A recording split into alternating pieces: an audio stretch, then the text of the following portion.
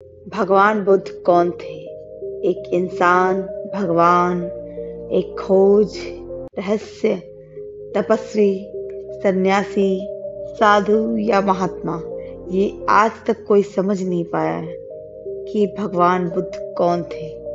कुछ लोग उन्हें विष्णु का अवतार कहते हैं। भगवान बुद्ध एक महान तपस्वी थे जो अपना महल छोड़कर भिक्षुक बन गए। भगवान बुद्ध अपने महल में सुख, समृद्धि और शांति के साथ जीवन व्यतीत कर रहे थे, लेकिन एक दिन अचानक उन्होंने एक वृद्ध, बीमार और मृत व्यक्ति को देखा। उस दिन भगवान बुद्ध बहुत घबरा गए। वो ये समझ नहीं पा रहे थे कि आखिर इस दुनिया में खुश कौन है। तभी उनकी नजर एक सन्यासी पर पड़ी जो अत्यंत ही प्रसन्न था। उसे न कुछ पाने की खुशी और न कुछ खोने का डर था। भगवान बुद्ध ये समझ ही नहीं पा रहे थे कि आखिर इस संसार में सुखी कौन है। वो इस सत्य की तलाश में कई दिनों तक बेचैन रहे और एक रात उन्होंने अपना महल त्यागने का फैसला किया और 12 वर्षों तक जंगल में जाकर कठोर तपस्या की।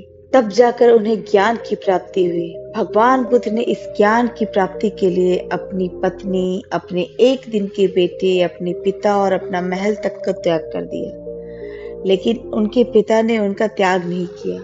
वो हमेशा उन्हें याद करते थे। भगवान बुद्ध तो भिक्षु बनने निकल चले थे, लेकिन उनके पिता ने उन्हें बुलाने की बहुत कोशिश की। उनके पिता राजा सुद्धोधन ने जब उनको वापस बुलवाना चाहा, तो 10 लोगों को संदेशा लेकर भगवान बुद्ध के पास भेजा। लेकिन शायद उनका संदेशा भगवान बुद्ध तक पहुंचा ही नहीं, क्योंकि बुद्ध से मिलने के बाद 10 के 10 भिक्षुक हो गए। उसके बाद राजा सुद्धोधन ने बुद्ध को राज दरबार में बुलाने के लिए 11वें मित्र को यह कहकर भेजा कि मुझे पता है कि तुम भी नहीं लौटोगे, लेकिन तुम मेरा इतना काम करके आना। सिद्धार्थ से कहना कि राजा सुद्धोधन अपने पुत्र से मिलने के लिए तड़प रहा है। 11वें मित्र का संदेशा शायद भगवान बुद्ध तक पहुंचा और फिर भगवान बुद्ध कपिलवस्तु आए अपने पिता से मिलने, लेकिन वो अपने महल में वापस नहीं आए। वह एक धर्मशाला में रुक गए। जब बुद्ध के आने का पता चला तो पूरे राज्य में ढिंढोरा पिट गया कि सम्राट का बेटा आया है। उस धर्मशाला में महामंत्री आ गए, प्रधानमंत्री आ गए, सब आ गए। राजा सुद्धोधन भी पहुंचने ही वाले थे कि बुद्ध ने हाथ जोड़कर विनती की कि मेरा एक जीवनचर्या है, मैंने जीवन जीने का एक तरीका 12 साल तपस्या करके सीखा है, मुझे ऐसा ही रहने दिया जाए। मैं अगले दिन पिता से मिलने आऊंगा। अगले दिन जब राज दरबार में भगवान बुद्ध पहुंचे तो उन्होंने देखा कि सब लोग वहां हैं, लेकिन उनकी पत्नी वहां नहीं है। बुद्ध ने फिर पूछा कि यशोधरा कहाँ है, वो नहीं दिख रही है।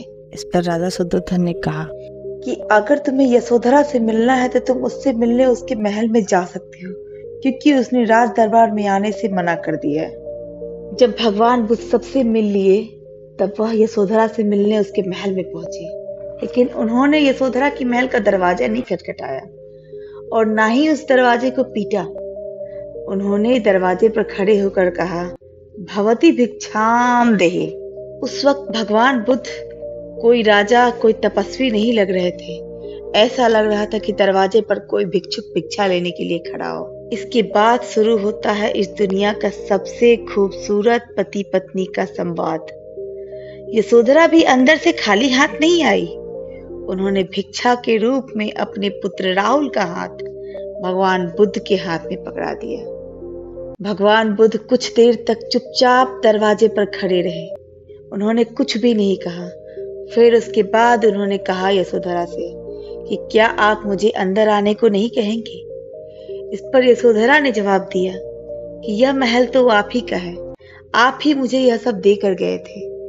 ये राजपाट, सुख, संसार सब आपका है, अंदर आइए। इस पर भगवान बुद्ध ने कहा कि अब तो मेरा कुछ भी नहीं रहा, बस इस भिक्षा पात्र के अलावा और मेरा इस संसार में कुछ भी नहीं है। मैं सोचता हूँ कई बार कि मैं इससे भी मुक्ति पालूं, मगर यह संभव नहीं है। जब यशोधरा ने बुद्ध को कक्ष के अंदर बुलाया तो यशोधरा ने उनसे 2 सवाल पूछे। पहला सवाल यह पूछा कि क्या आपको मेरे ऊपर इतना भी भरोसा नहीं था? क्षत्रानियां तो अपने पतियों को यह जानते हुए कि वो युद्ध में जा रहे, लौट के नहीं आएंगे, तिलक लगाकर और आरती करके विदा करती। आप तो मानवता को कुछ देने के लिए, इस समाज को कुछ देने के लिए, संसार को कुछ देने के लिए इतनी बड़ी यात्रा पर जा रहे थे, तो क्या मेरे ऊपर आपको इतना भी भरोसा नहीं था कि मैं आपको विदा कर देती? आप एक बार इस बारे में मुझसे बात तो करते।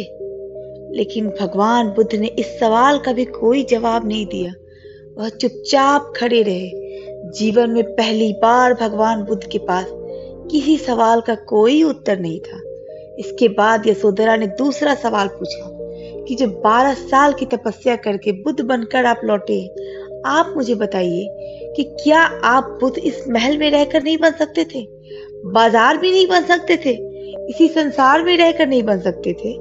जब भगवान बुद्ध एक बार प्रवचन दे रहे थे, तब उन्होंने इस बात का जिक्र किया कि कैसे उनके पास इस सवाल का जवाब नहीं था कि बुद्ध महल और संसार में रहकर बना जा सकता है या नहीं, परमात्मा को पाया जा सकता है या नहीं, जीवन को समझा जा सकता है या नहीं, क्योंकि ऐसा तो कहीं नहीं लिखा कि संसार में, समाज में और महल में रहकर भगवान को पाया नहीं जा सकता, परमात्मा को पाया नहीं जा सकता।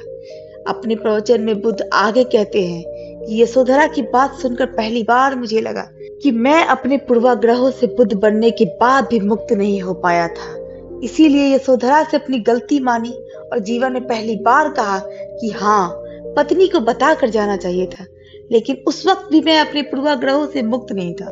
मुझे डर था कि औरत होने के नाते मेरी पत्नी मुझे कदमों में जंजीर बनाकर रोक लेगी। ये छोटा सा संवाद आज भी इतिहास में याद किया जाता है, क्योंकि यह दुनिया के सबसे खूबसूरत संवादों में से एक माना जाता है। दोस्तों, हम इस संसार में रहकर भी अपने आराध्य, अपने भगवान बुद्ध के जैसा बन सकते हैं अगर हमारे अंदर वो इच्छा शक्ति, वो चाहत, वो दृढ़ निश्चय हो, तो हम भी भगवान बुद्ध के दिखाए हुए मार्ग पे चल सकते हैं और इस दुनिया को अपने ज्ञान से प्रकाशित कर सकते हैं। मुझे उम्मीद है दोस्तों कि आपको भगवान बुद्ध की इस प्रेरक कहानी से कुछ न कुछ सीखने को जरूर मिला होगा। अगर मिला है तो कृपया मेरे इस वीडियो को लाइक कीजिए, चैनल को सब्सक्राइब कीजिए और हाँ, अपने दोस्तों के साथ शेयर करना ना भूलें। और मुझे ज़रूर बताइएगा कि आपको मेरा ये वीडियो कैसा लगा। मुझे आपके कमेंट का इंतज़ार रहेगा। धन्यवाद।